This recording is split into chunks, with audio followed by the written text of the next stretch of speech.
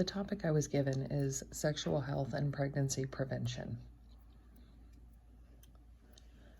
Sexual health begins with education. Every person should know and understand their own body. Knowing that pregnancy can happen before or after the 7-day average ovulation range in each menstrual cycle can make you more aware and capable of preventing pregnancy that is unwanted. There are many well-known tips like don't smoke or consume alcohol while breastfeeding to keep your body healthy. But some other things you might not know are to do Kegel exercises, use lubricant, increase foreplay, and make time to talk with and enjoy sex with your partner. Knowing about STIs and how they were spread is also important. Any contact to a mucous membrane from an infected individual can transmit an STI. And the only form of birth control that prevents STIs is the male condom. The only way to 100% prevent pregnancy is abstinence. Some myths about post-pregnancy and what is actually true. Some people think they cannot get pregnant while they're breastfeeding. While breastfeeding and menstruation do go hand in hand, menstruation can be delayed for up to 5 to 6 months in a woman who is breastfeeding primarily. But, and this leads to our next myth, some people think they can't get pregnant until menstruation resumes after giving birth. This is untrue. Menstruation and ovulation are two different things. They usually coincide, but not always. So pregnancy occurs based on an ovulation pattern. That does not stop for a while after pregnancy. Another myth is I will have postpartum depression. That's not true. It's common, but only 15% of new moms will develop it.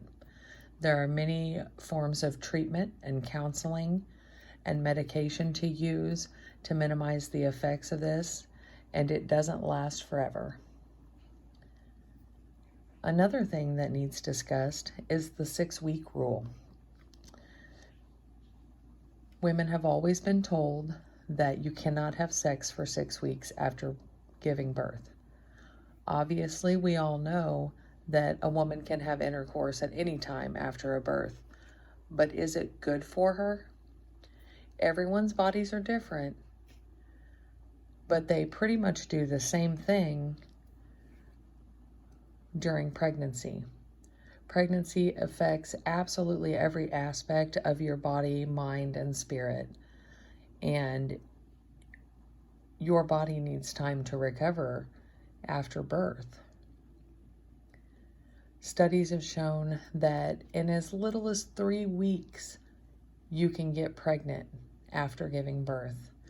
So a woman should definitely wait until her initial 6-week checkup before penetrating intercourse due to that high chance of pregnancy if she's ovulating. This is a great time, as we talked about in the previous slides, to experiment with foreplay as an alternative. There are many types of contraceptives.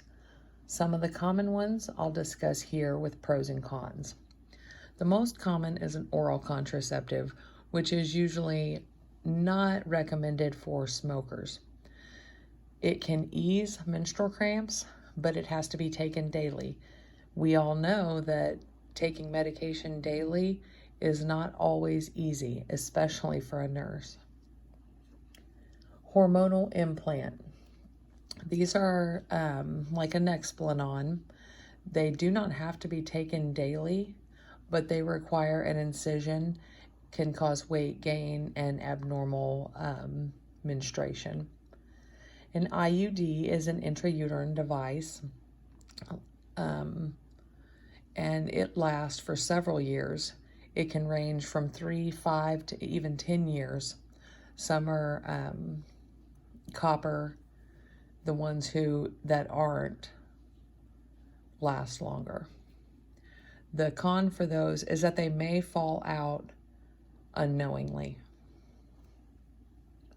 Male condoms are the only form of contraceptive besides abstinence that prevents STIs, but it also reduces sensation and can break or fail, so it's not a very popular choice with husbands, boyfriends, and spouses.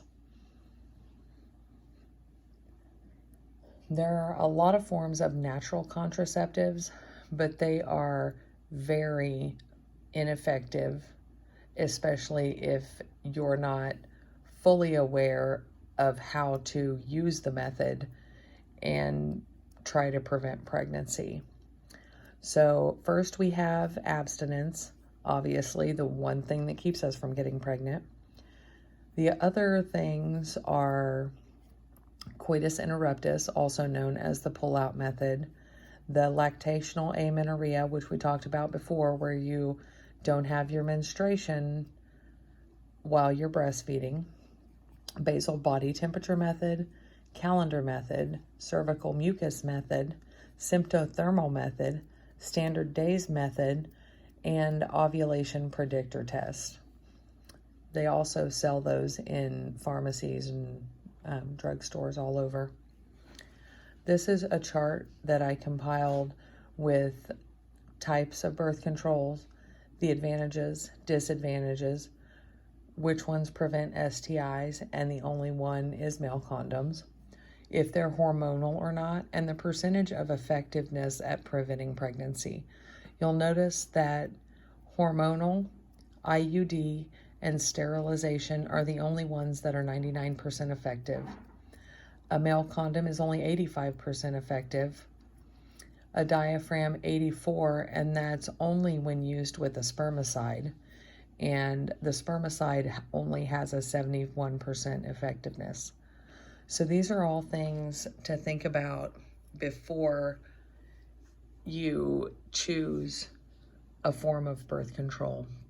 Some other questions that you can ask yourself before making that decision is it how you want to see how it will fit your lifestyle, if it's something that you can do. If you can't remember to take a pill every day, then you definitely probably do not want to use an oral contraceptive. Oh yeah, that one's 99% effective too. But yeah, so if you can't remember that pill, that's probably not your best choice. Hormonal implants, those last for a long time. So if you're planning on having another child shortly, that'd be something that you probably wouldn't want to do, that and the IUD. You can ask other questions like, is this something that's covered by my insurance and can I afford it? Do I have access to it?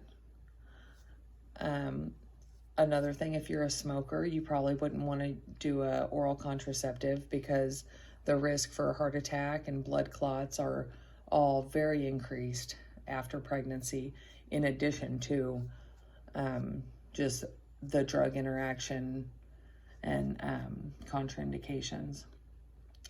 So all these are things that need to be taken into consideration, and you also want to make sure that you speak to your healthcare provider. They will have more information and maybe help you narrow down if you can't figure out which method you'd like to use.